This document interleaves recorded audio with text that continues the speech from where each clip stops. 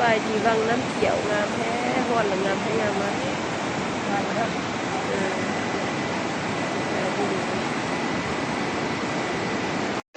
รถ10 ล้อขึ้นไปทำรถยกดูดเนี่ยเขามีนะรถที่ของเขาเลยนะ วะ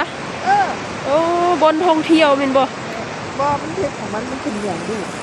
แล้วมันมีน้ำตกที่ของมันเลยโอ้เป็นดินเขาเลยนะยุทีมทางอย่างเลยนะเสี่ยวเขาออกทางนี้แล้วก็ลัดออกจักสิบ่กูก็อยากไปอยู่มาหลายคนแล้วแหละงามที่นั่นนะโอกาสโอกาสมากับพยายามเขาได้มากับเจ้าก็ตั้งใจมาหาเขาเด้เอาแล้วไปบัดเมื่อแล้วตอนนี้เรามาฮอดวังน้ำเขียวนะน้ำหัวข้ามมีหัวข้ามนิดนึงไปย่างไปบักปีนี่ไปตายเห็ดลาบเนาะ ปีปลาไปข้ามไป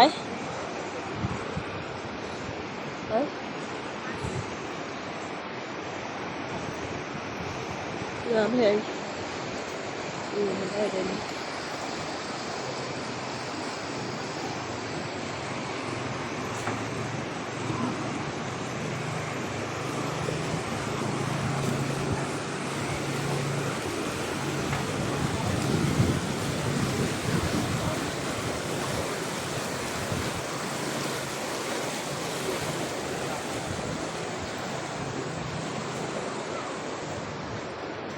ตู้มีแค่มันเลย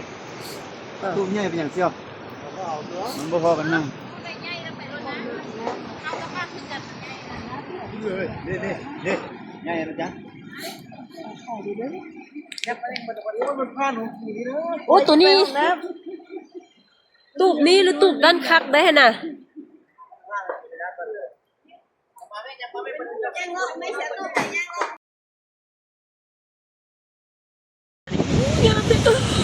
ว้าวอีจอยนอนหลับไม่ได้เห็นมีเสียใจ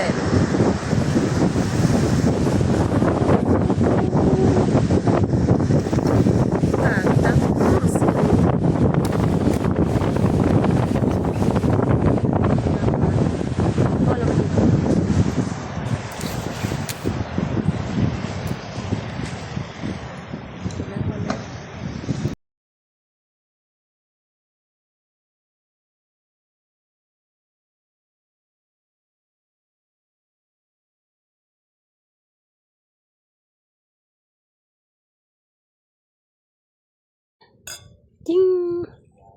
เอาเพื่อสุขภาพและความสุขเนาะเดี๋ยวนี้เราก็มาฮอด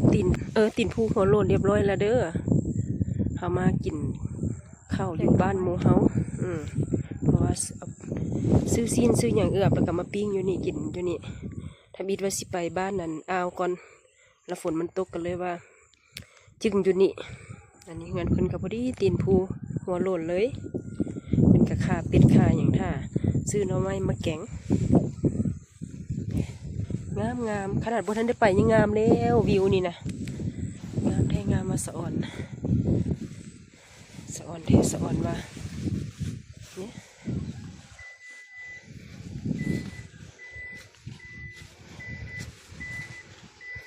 จิ้มอยู่นี่แล้วมัน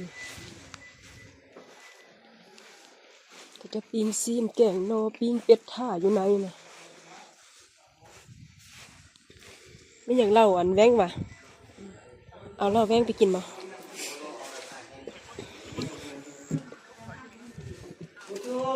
เบอร์ดีเด้อเบอร์ดีเอามันเกิดอะไรจอกไว้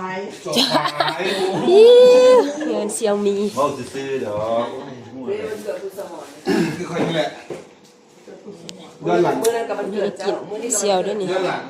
ไทยใส่สมบูรณ์ตะกี้เพิ่นกับไทยดุกขอบใจเด้อต้อนรับน่ะ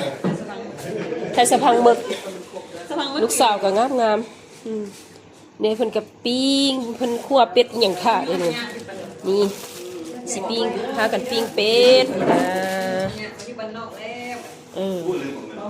อันนั้นเสี่ยวจ้อยกับเห็ดแกงหน่อไม้นี่ต้มอย่างนี้นะต้มหม้อหนึ่งข้าวเนาะ งหน่อไม้ได้นี่ย่างปิ้งซีน มือเลยเดี๋ยวคิดในนอนนอน มานุ่งกันกัน7-8คนนี่แหละ พอมาซื้อแล้วซื้อเสื้อกันฝนอีกมืออื่น อันนี้ได้กันฝนแล้วนะนี่กันฝนแล้วนี่ ยิงอยู่เพิ่นบ่ได้